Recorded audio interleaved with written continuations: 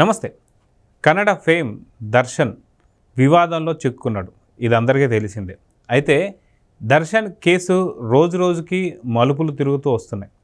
అయితే రేణుకా స్వామి మర్డర్ కేసులో దర్శన్ ఎంత దూరం వెళ్ళాడు, అసలు మళ్ళీ సినీ ఇండస్ట్రీకి వస్తాడా రాడా అనేటువంటి ఒక అంశాలపై మనతో పాటు సీనియర్ జర్నలిస్ట్ హేమసుందర్ గారు ఉన్నారు. వారిని అడిగి తెలుసుకుందాం. సార్ నమస్తే. నమస్తే అండి.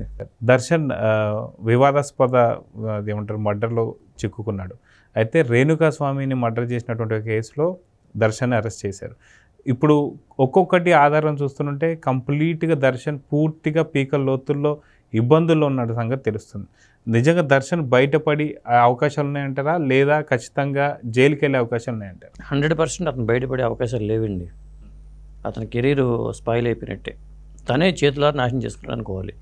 ముఖ్యంగా అటు బాలీవుడ్లో తీసుకున్నా, లేకపోతే ఇతర ప్రాంతీయ భాషలో తీసుకున్నా, సినిమా చరిత్రలోనే ఇది ఒక సంచలనం అని చెప్పాలి. ఒక హీరో ఒక మర్డర్ కేసులో, ముఖ్యంగా వీరాభిమాని మర్డర్ కేసులో ఇరుక్కోవడం అనేది నాకు తెలిసినంతవరకు సినిమా చరిత్రలో లేనే లేదు. అది ఫస్ట్ పర్సన్ దర్శనం అవుతాడు. కన్నడ ఇండస్ట్రీ కూడా అతన్ని బ్యాన్ చేసింది. దీని మీద అక్కడ నోరు మెదపడానికి, అతనికి సపోర్ట్గా మాట్లాడటానికి కూడా భయపడుతున్నారు. సుదీప్ కూడా ఒక స్టేట్మెంట్ ఇచ్చాడు. ఇంత తెలిసిన తర్వాత మనం ఎట్లా మద్దతుగా మాట్లాడతామని చెప్పి హీరో సుదీప్ కూడా, మరో అతనికి పోటీగా ఉండే హీరో, అతను కూడా ఒక స్టేట్మెంట్ ఇచ్చాడు. ఇవన్నీ చూస్తుంటే దర్శన్ చేసిన తప్పులు చాలా కనిపిస్తున్నాయి, ఆధారాలు అయితే చాలా కనిపిస్తున్నాయి. ఎందుకంటే రేణుకా స్వామిని చిత్రదుర్గ నుంచి బెంగళూరు తీసుకురావడం, రాత్రి తీసుకొచ్చి తెల్లవారుజాము 3 గంటల వరకు చిత్రహింసలు గురి చేయడం, మరి పవిత్ర గౌడ కూడా వచ్చి చెప్పులతో అతన్ని కొట్టడం, ఇతను బూటికాళ్లతో తన్నడం, ఇవన్నీ కూడా చాలా ఆధారాలతో కూడా దొరికినాయండి పోలీసులకి. పైగా దీనికి 30 లక్షల రూపాయలు వాళ్ళకి అమౌంట్ ఇవ్వటం, ఆ డబ్బులు కూడా వాళ్ళు హ్యాండ్ ఓవర్ చేసుకోవటం, 15 మంది నిందితులు దీంట్లో ఇన్వాల్వ్ అయి ఉన్నారు. అది అయితే ఎన్నో సినిమాలు, ఎన్నో క్రైమ్ కథలు చూసి ఉండొచ్చు దర్శన్. అయితే ఇలాంటి స్క్రిప్ట్ రాసుకునే ముందు అసలు ఆలోచించలేదంటారా, లేకపోతే ఇరుక్కుంటానని చెప్పి అనుకున్నా, లేదంటే ఏదైనా సుపారీలో కొట్టుకుపోతుంది అని చెప్పి అనుకున్నాడంటారా? అదే ఇప్పుడు చాలా సినిమాల్లో హీరోగా పనిచేసిన అతను మరి విలన్ లాగా, అంటే హీరో వెనకాల విలన్ ఉన్నాడని నిరూపించుకున్నాడు. ఇతను హీరోని కాదు విలన్ అని నిరూపించుకున్నాడు. ఇలాంటి క్రైమ్ సినిమాలు చాలా వచ్చినాయి. ఎప్పటికైనా దొరికిపోతారు. ఇది మనకి కేరళ సినిమా దృశ్యం లాగానే తప్పించుకోవచ్చు అనుకుంటే కష్టం. ఇది ఒక సీక్వెల్ సినిమా లాగా ఉంది. దర్శన్ ఇట్లా ఇరుక్కోవటం అనేది, ఒక హీరో మర్డర్ కేసులు ఇరుక్కోవడం అనేది ఒక మంచి క్రైమ్ కథా వస్తువు. సినిమాలకు వచ్చినా ఆశ్చర్యపడగలరు ఈ కథతో చూసుకుంటే.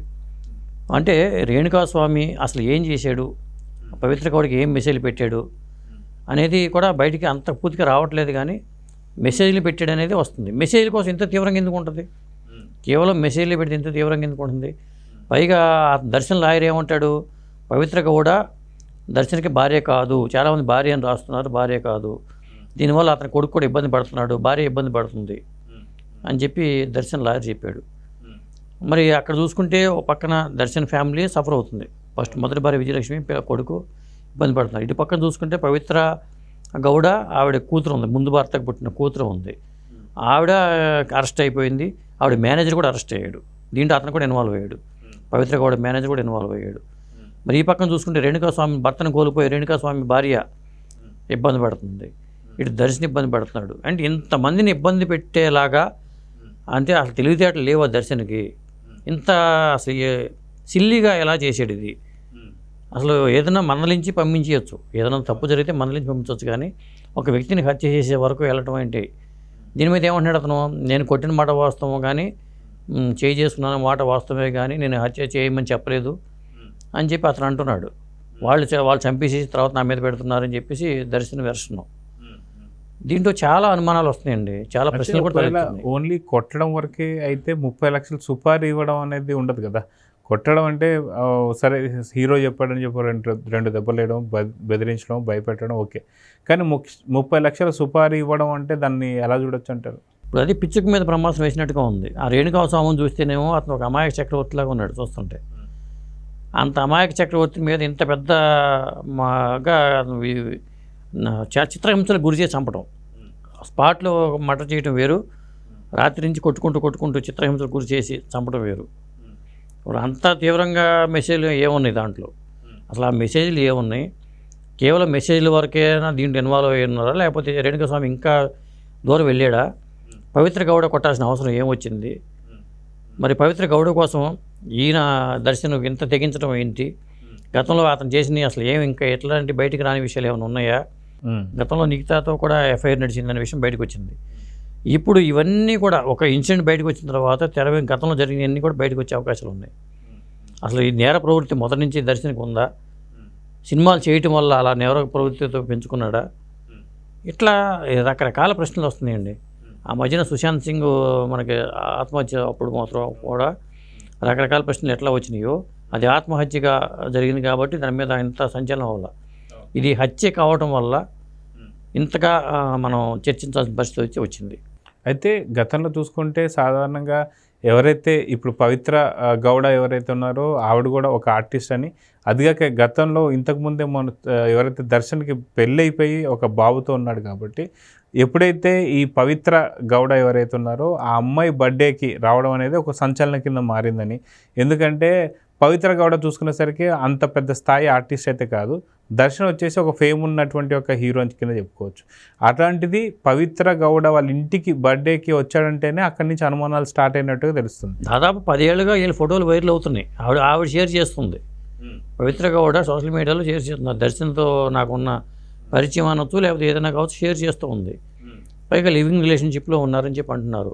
ఒక పక్క భార్య కాదు అని చెప్పి పవిత్ర గౌడ మేనేజర్ కూడా చెప్తున్నాడు, లాయర్ చెప్తున్నాడు. అది అంటే కొంత మేనేజర్ల పాత్ర కూడా ఏమైనా ఉందా, అతను కూడా అరెస్ట్ చేశారు, మేనేజర్ని కూడా, పవిత్ర గౌడ మేనేజర్ని కూడా అరెస్ట్ చేశారు. వాళ్ళు ఏమైనా లేనిపోయి చెప్పి ఇతను ఇరికించారా, వాళ్ళు తప్పించుకోవడం కోసం రేణుకా స్వామిని ఇరికించారా, ఇలా ఈ కోణంలో కూడా మనం ఆలోచించాల్సిన అవసరం అయితే ఉంది. అటు దర్శనం మేనేజరు లేకపోతే పవిత్ర గౌడ మేనేజరు, మొత్తానికి వాళ్ళ పాత్ర కూడా ఏమైనా ఉందా దీంట్లో. ఒక వ్యక్తి మీద ఇంతగా ద్వేషం వచ్చి చంపేలాగా వెళ్ళారంటే అంత తప్పు ఏం చేశాడు అది.